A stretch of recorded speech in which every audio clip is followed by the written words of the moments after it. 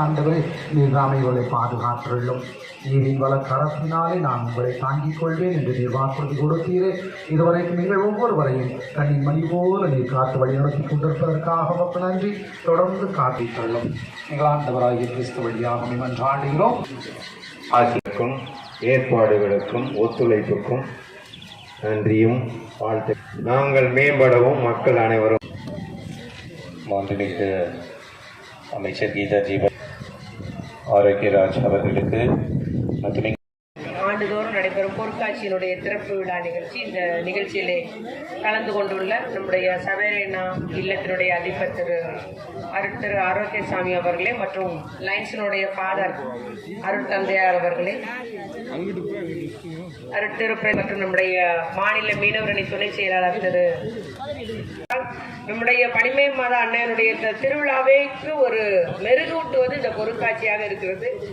இதுக்கு எந்த ஒரு வேறுபாடும் கிடையாது, சமய வேறுபாடு கிடையாது.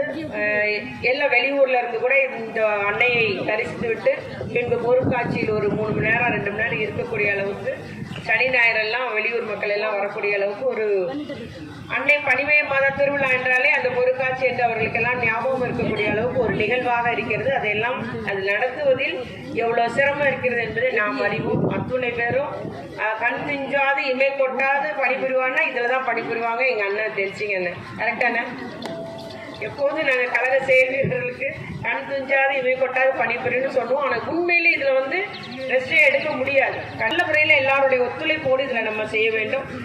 என்னதான் நம்ம ஒருத்தருக்கு ஒருத்தர் ஒரு பொறாமைகள் இருந்தாலும், ஒரு வேறுபாடுகள் இருந்தாலும், கருத்து வேறுபாடு இருந்தாலும், நம்முடைய ஊர் நலனுக்காக அடிமை அன்னையுடைய திருவிழா எல்லாரும் ஒற்றுமையாக இருந்து நல்லபடியாக நடத்தணும் என்ற ஒரு எண்ணத்தோடு நாம் நம்மிடையே பேதங்கள் இருந்தால், வேறுபாடுகள் இருந்தால் மறந்து இந்த நிகழ்வு நல்லபடியாக நடக்கிட்டு நாம் அனைவரும் ஒருமித்து நல்லபடியாக நடத்தி முடிப்போம். இதில் வேலை செய்கிறவங்களுக்கு பாதுகாப்பு நிச்சயமா இறைவன் தருவார். அதுபோல ஒவ்வொரு உள்ள அந்த நாட்டில் ஓடணும்னா அதில் எத்தனை பேர் இருந்து வேலை செய்கிறாங்க நமக்கு தெரியும். ஆகவே எல்லா எந்திரங்களாக இருந்தாலும் சரி, தளவாடங்களாக இருந்தாலும் சரி, இல்லை கடைகளாக இருந்தாலும் சரி, எல்லா மக்களுக்கும் அவர்களுக்கு வருமானம் வரணும், லாபம் வரணும், எல்லாம் நல்லபடியாக சுமூகமாக நடைபெறணும் என்று எல்லாம் வல்ல இறைவனை வேண்டிக் கொண்டு அனைவருக்கும் நான் திருவிழா வாழ்த்துக்களையும் கூறி இந்த பொருட்காட்சியை தொடங்கி வைப்பதில் பெரும் மகிழ்ச்சி அடைகிறேன்.